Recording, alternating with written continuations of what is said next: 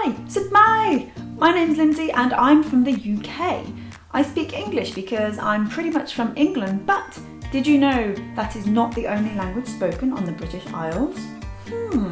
One of those languages is Welsh, a language I don't know too much about, but two of my very good friends, Kirsten Cable from Fluent Language and Gareth Popkins from How to Get Fluent, they do.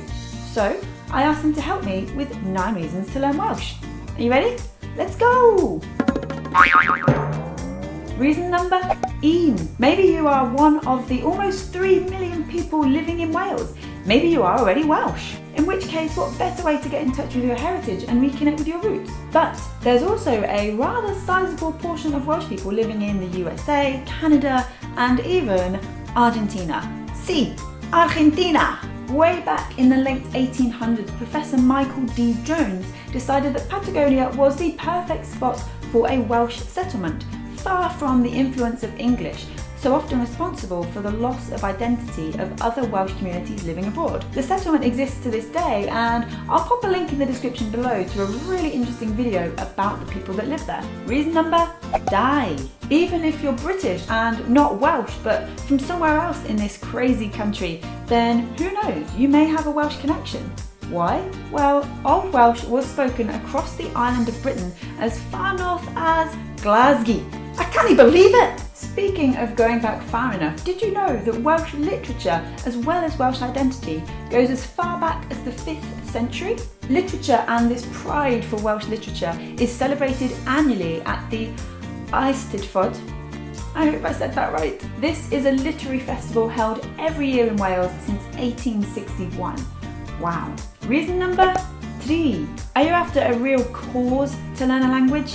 Welsh is often looked upon by the rest of the world as a fine example of language revitalisation. And when language revival is the order of the day, every speaker counts. Reason number 4. Don't make the mistake of thinking that Wales is just another part of the UK, or even worse, an extension of England. Heck no. Just like the English, Scottish and Northern Irish all have their own identities, so do the Welsh. We're barely going to scratch the surface here, but for starters, we've got Welsh food. Yum. You've got lava bread, aka boiled seaweed, as unappealing as it may sound from that description. It's a Welsh delicacy. Welsh cakes, barra-brith, cawl, leeks. In fact, the leek, along with the daffodil, is one of the national symbols of Wales. The origins of the leek as a national symbol are unclear, but one story goes that if a girl sleeps with a leek under her pillow, she will see the face of her future husband in her dreams. Because, you know, bad smells lead to future husbands.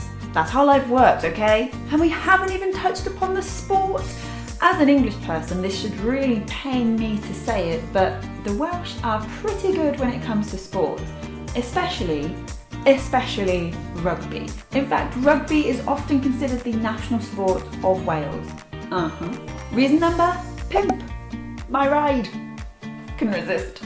How cool would it be to pronounce some of those tongue-tickling words? Words such as, I don't know even why I'm going to try and attempt this, but I'm going to do it. Silel, Irfrigel, Abadau Gelachtau, Macilith. All wrong, I'm sure, all wrong. If the pronunciation of those words seems a little tricky, don't worry, you got this. A little practice and you're in. Once you've done a little work on the pronunciation, Welsh is actually a very phonetic language and the spelling's relatively easy. I'm reliably informed from Gareth and Kirsten, so a little prep at the start and you'll be fine. Reason number 5. 25% of primary schools in Wales now teach through the medium of Welsh. How cool is that? Reason number 6.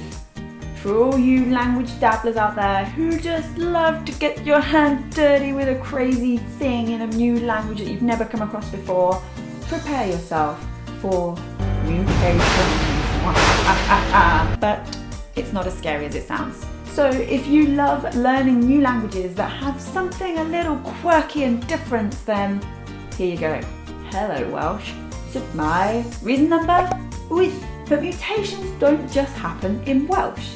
There's something that is familiar across the Celtic languages. That includes things like Irish and Scottish Gaelic or Gaelic. And I know you watching this As soon as you dip into a new language family, you're like, what? I want to learn them all. So you've got some more options. Reason number?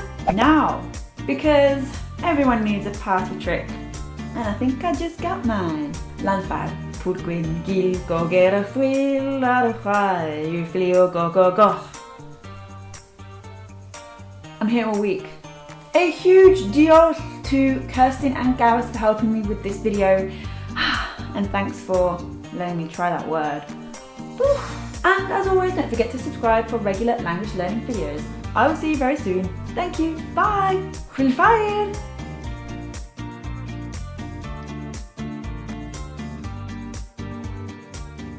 Lan 5. Pwr gwyn ger gober y chwyn gabl gair ffilio go go go.